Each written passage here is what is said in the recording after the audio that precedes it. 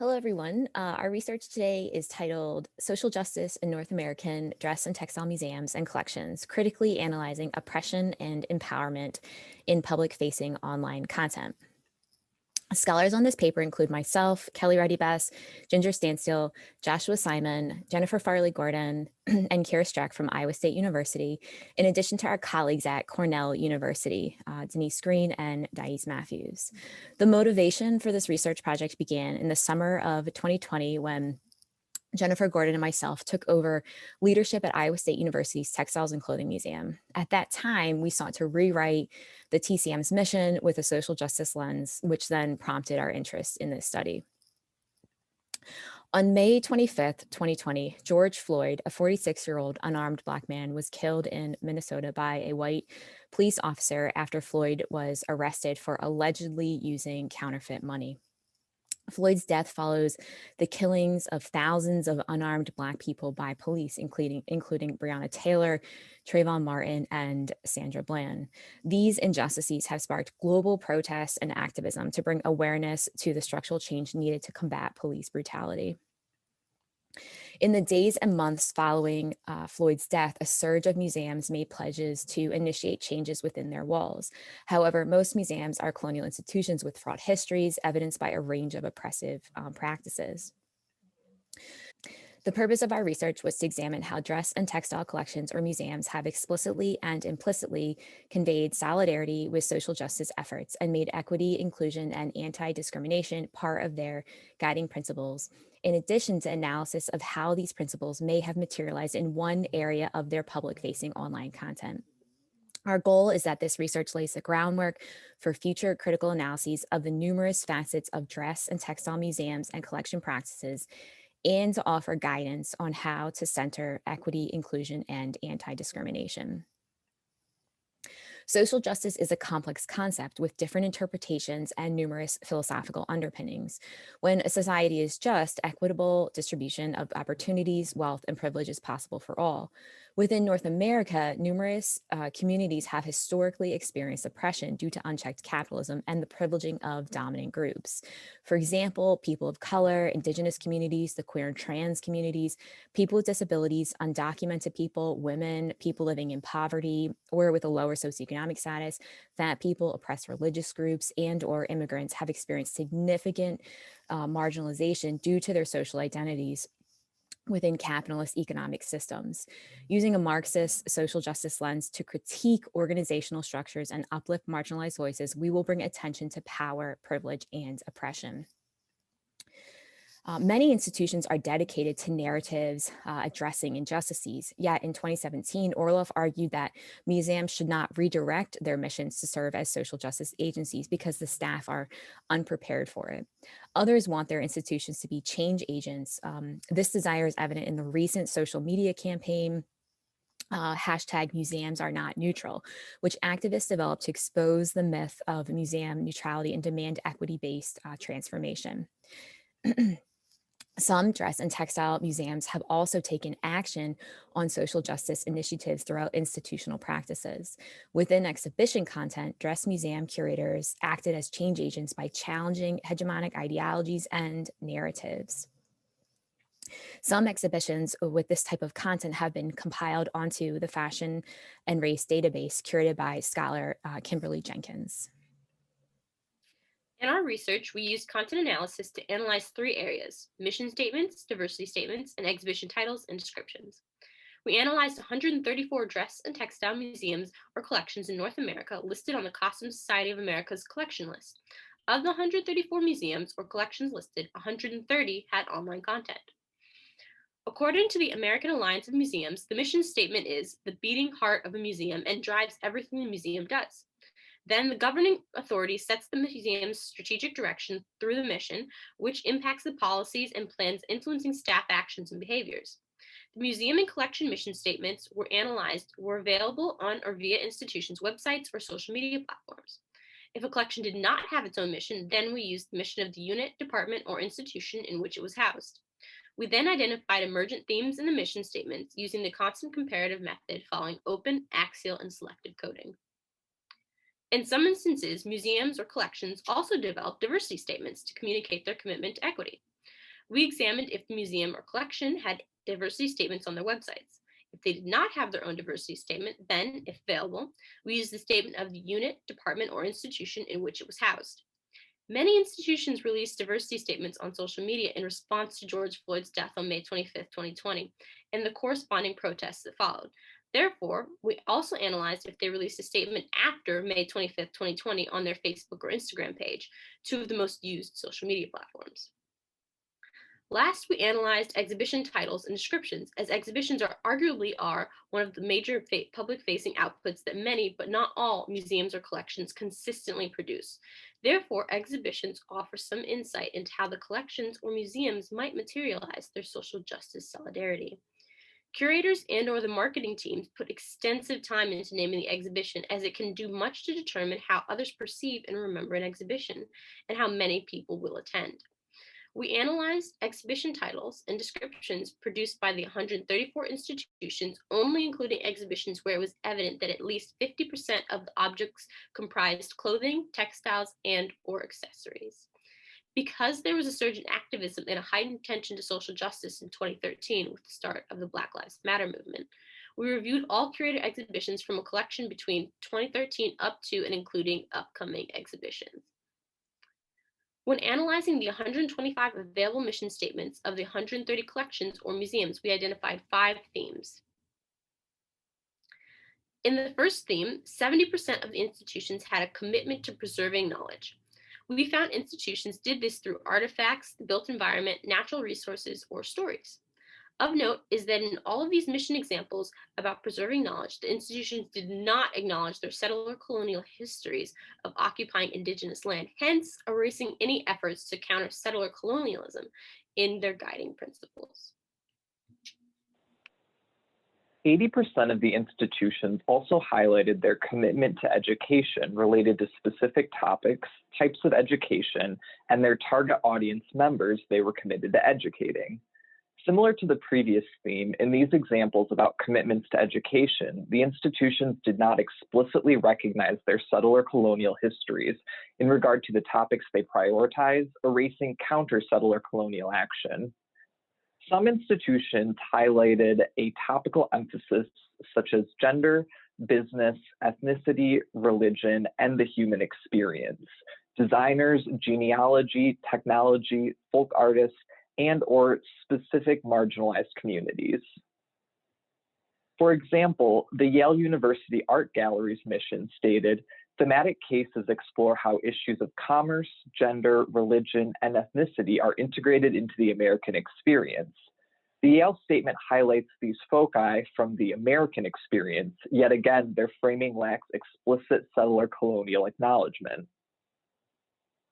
Marginalized communities included focus on Jewish people, Asian people, Latvian people, indigenous peoples, and women. The National Museum of the American Indian was the one museum that expressed a commitment to preserving and displaying indigenous objects in alignment with indigenous ways of knowing in their mission. We also identified that institutions stated the types of education they were committed to, such as experiential learning, critical thinking, contributions in scholarship, cultural competence, challenging cultural stereotypes, and online accessibility. Promoting cultural competency was evident in the University of British Columbia's Museum of Anthropology's mission statement. MOA is committed to promoting awareness and understanding of culturally diverse ways of knowing the world through challenging and innovative programs and partnerships with Indigenous, local, and global communities. The Asian Arts and Culture Center was the only museum with a commitment to challenging cultural stereotypes. 10% of the museums prioritize online accessibility to work towards democratizing education. For example, the Canadian Museum of History included this in their mission. While online accessibility may lean in the direction of working towards incorporating social justice philosophies and moving knowledge beyond the academic paywall, it does not explicitly address accessibility for Indigenous peoples to handle, touch, and use the materials extracted from them and held by these institutions. In the third theme, we identified that 32% of the missions contained a spectrum of social justice-related language. Again, in these examples, the institutions did not acknowledge their settler colonial histories of occupying Indigenous land. 25% of the missions with a spectrum of social justice-related language contain broad terms such as diverse, diversity, inclusive, and/or inclusivity in relation to collections, stakeholders, staff, visitors, and exhibitions. Institutions also use the term diversity or a related term in general without specific context. Only 2% of the museums and collections more explicitly conveyed their commitment to social justice philosophies by using terms like social justice, social action, and social equity in their mission statements. Although numerous museums and collections utilized a spectrum of social justice-related language, we identified a fourth theme where 2% of the institutions used oppressive language centered around othering. For example, in the Museum of Fine Arts, Boston, they separated Indigenous people and people of color from the dominant historical narrative. We identified that 49% of the institutions had a diversity statement or commitment to equity and change on their website. Of these institutions, 22% were easily visible from the homepage, About page, or another major tab. For example, the Western Reserve Historical Society's diversity statement was found on a major tab of their About page. After the death of George Floyd on May 25, 2020, many institutions made diversity statements or commitments to equity and change on their Facebook or Instagram. For example, the Museum of History and Industry posted the explicit response pictured here to George Floyd's death on their Instagram page on June 3, 2020. While some institutions posted explicit comments to change, other institutions did not explicitly commit to change or acknowledge George Floyd's death. For example, the American Latvian Association Facebook post on June 1, 2020 stated, "We condemn racism and discrimination in our society and support those who exercise their right to protest peacefully." We evaluated 711 exhibition titles and descriptions and determined that 24% of the titles and descriptions at 42% of the different institutions overtly reflected a social justice leaning lens. Some institutions explicitly uplifted marginalized community voices or stories, questioned cultural norms, or brought attention to or rejected colonialism. The exhibitions may have also focused on highlighting societal issues, such as at the Seattle Art Museum.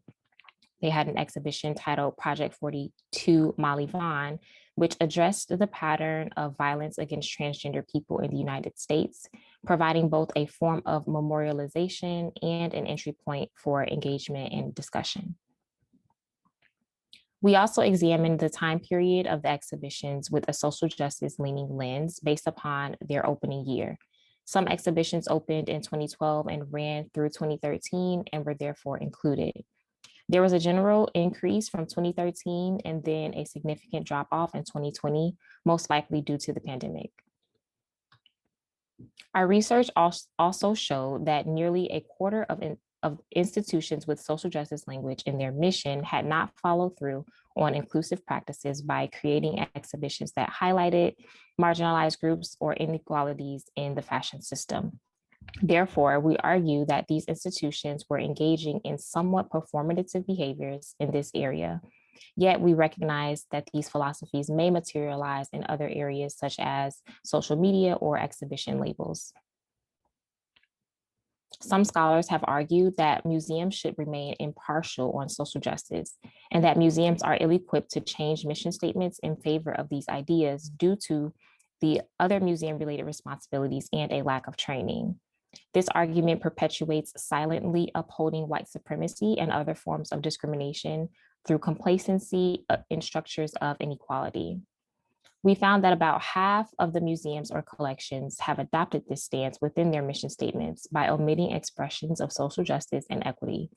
Exhibitions also omitted social justice by ignoring marginalized communities or issues of power. Our research calls attention to practices that perpetuate exclusion and discrimination. And this is apparent in the absence of social justice in missions and exhibitions. Some institutions went as far as to use oppressive language by othering people of color.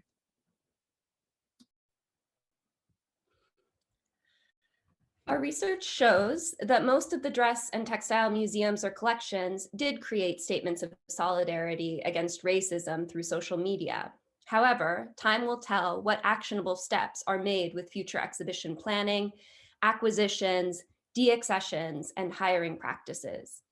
Taking to public platforms in response to hate and discrimination is but one step, and often the first, that museums take to commit to uprooting oppression, dismantling white supremacy and the heteronormative patriarchy, and becoming change agents. Our research revealed that less than 1/4 of the dress and textile exhibitions in North America explicitly incorporated social justice within their exhibition titles and descriptions. These museums are overtly working toward combating oppression of marginalized peoples in one major public-facing output, as opposed to making empty statements of social justice support. We applaud those institutions making efforts to combat discrimination and exclusion, while acknowledging still that there is much work to be done to combat oppression in our museums and collections. We recommend that institutions start by drafting an inclusive mission, which will then guide the decision-making processes. All teams throughout the institution should have input in and understanding of the mission, so there is widespread adoption in all areas of the museum, from exhibitions to social media posts. Include explicit language in the mission to reject white supremacy, ableism, sexism, ageism, homophobia, transphobia, fat phobia, xenophobia, and other forms of discrimination. A separate diversity statement outlining what diversity means to the institution and the future goals of how these values will materialize should be developed and included in an easy to find space on the website. After the guiding statements are developed, prioritize which areas of the museum need the most attention. How can everyone within the museum or collection embrace and enact these principles? Our research, of course, had numerous limitations. We limited analysis to a portion of a museum or collection's online public-facing content. Therefore, museum professionals might have included social justice in the details of exhibition labels, but it was not prioritized in the exhibition title or description. Future researchers could explore other potential areas for social justice change, such as hiring practices, social media outlets, programming, collections management, employee training, leadership initiatives, partnerships with historically marginalized communities, or diversifying their board members. Additionally, interviews with museum professionals about various barriers to including these philosophies would enhance our understanding of how to go about making change most effectively. If you're interested in furthering this conversation, please email Dr. Reddy-Best, as we would like to develop a network of interested change agent-minded folks who want to put in the work.